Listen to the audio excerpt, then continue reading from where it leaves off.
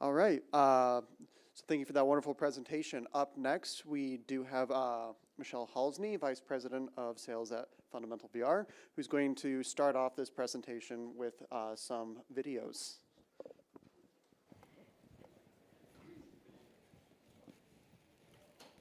Hi, can you hear me? Oh, you can.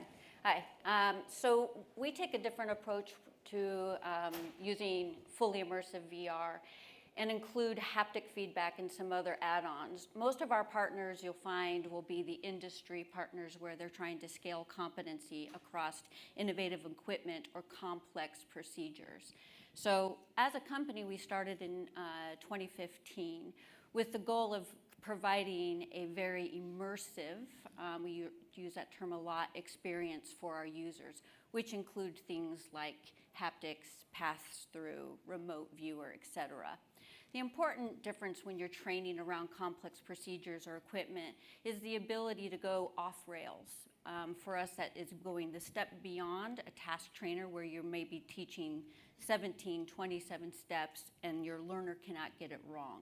One of the things that we specialize in is allowing that learner to fail and get feedback in a lot of different mechanisms, and then we capture all of the user data and the experience. Right now, we have different projects that are deployed across 30 different countries. Although we do have strong industry partnerships, we also partner with your academic associations. We have a long-term 5-year project going on right now with the American Academy of Ophthalmology doing a global project to scale competency to third world countries. So one thing that we know, VR does make a difference. My top triangle here, the 44%, is the addition across the already known benefit of VR, but adding that haptic, fully immersive, kinetic, micro movement, data, angle, pressure to the experience. It increases exponentially. The other number I want to point out for this audience is the 293% of comfortability for actual end users. These are clinical end users. These are intensive care nurses, internists, and pulmonologists surrounding an advanced procedure for heart pump to keep that patient alive for things like deep interventions or transplant. So our first video here, I have several, is an on rails. So this is a task trainer. This is in headset only. So we run the gamut. We meet the need. Let's see if I've got power here. So in this, it's just learning that early nurse around sterile field, how to behave in a sterile field, how to interact with certain equipment. This is programming the advanced equipment in the room. Again, giving that immediate feedback, allowing that user to fail, get it wrong, experience, communicate. You'll see that this is a multi-user experience. We have the option to do multi-user experience. This is done globally. Our partner on this one was a nursing, the main nursing educational society in Germany. So this is the build that we did around the heart pump training. So in this particular experience, we have put them in the first video in a helicopter. When you're in this experience in the helicopter, you have all of the background noise of the helicopter, the alarms, the whirling, all of the experience. And this, in this case, under extreme pressure, this learner is going through how to troubleshoot in real time in the helicopter transport, unassisted by maybe the hospital, not direct communication, going through all of the needs of this patient in a fully immersive. Again, this is a standalone headset, non-haptic, but fully immersive experience. Again, we're gathering all the user data on this and feeding it back to the company so they are getting that information on how to improve the next build. This is a similar build, same client. What we've done here is added the capability to invite people in as remote viewers. Not everybody has a headset. Not everybody is comfortable in VR, although that number's growing as the frame rates and the builds improve. But we can have a remote viewer here. It can be a learner, it can be a proctor, it can be a group setting, but they can experience exactly what is going on in the VR in 2D. So the value of training on haptics, we discussed the 44% increase of skills acquisition. But we went a step further and we took a look at the available literature and a compendium of information, and we dug into that information. So what we found is for minor skill transfer, which might include object translation, this is in the laparoscopic surgical skills acquisition. You have things like peg transfer, ring transfer, and some of the basic kinetic feedback. So, but then we went a step deeper. What does it look like to use VR in training soft tissue interaction? That very difficult to simulate suturing, cut, cautery, knot tying. And what we found is the skills curve is shorter for not only the simple acquisition, the known camera movement and behavior of tools in space, but faster, better outcomes when you include the more complex tissue interaction, advanced surgery, and cauter. What we're doing now is taking that into the robotic-assisted surgery space. And so we have incredible, if there's surgeons in the room, you might have heard the big announcement that Da Vinci has now launched their haptic feedback robot that's going to make a difference, it's going to put that surgeon in control, and we're working on some things in this space as well.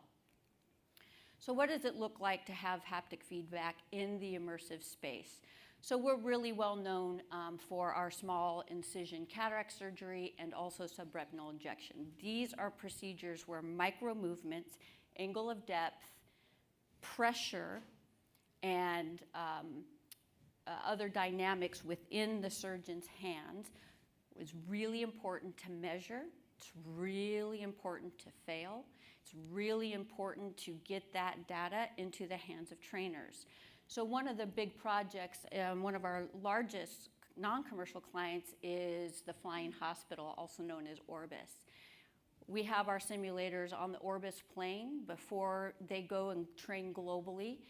Their surgeon learners get onto our haptic build, and they do things like creating blebs and subretinal work down to the millimeter. And this is launched globally and localized language as well. So here's a video of what it looks like to include remote viewer. Now, I made this slide deck a week ago. Since that, there are some things in here that are not in here, but now commercially available. What we've added to our remote viewer and other multi-user space is we've named her Maya. She is artificial intelligence. We have built large language models to support learners. You can see it can be secure, so your training environment can be just yours, invitation only. But here you can see in this remote viewer experience, you have 4 to 5 camera angle views, real-time back and forth audio. This is a haptic experience as well. So this is where they're training ultrasound-guided femoral access.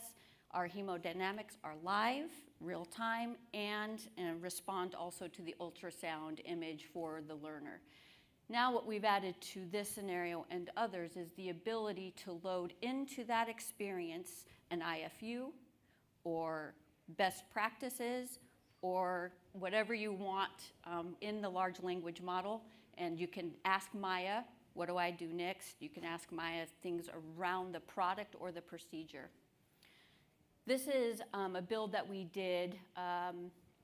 This is not statistically significant. This is a marketing percentage. It is an N of 1. The client has said that they have improved their skills acquisition by 40%. So the thing that we've added here in a tethered headset is both haptics, so that feel of moving through the tissue, but we've added test experience learner modes, so you can turn off all of the helps and have that learner go through the experience. You can see that part of the learning experience here is the ability to dive through the tissue and fly through that tissue.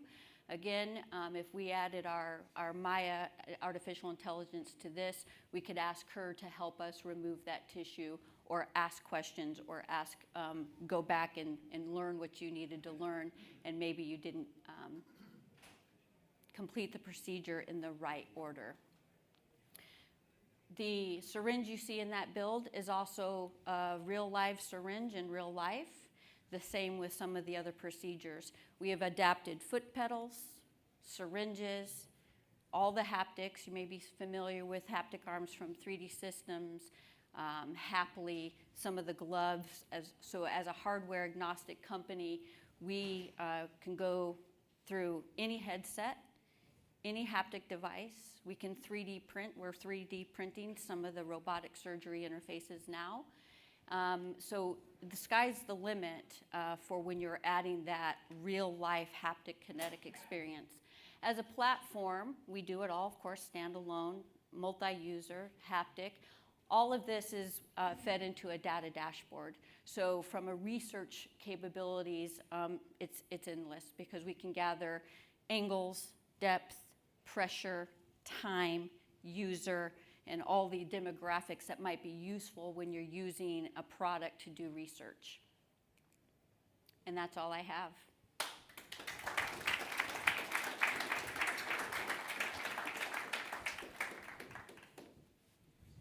No questions?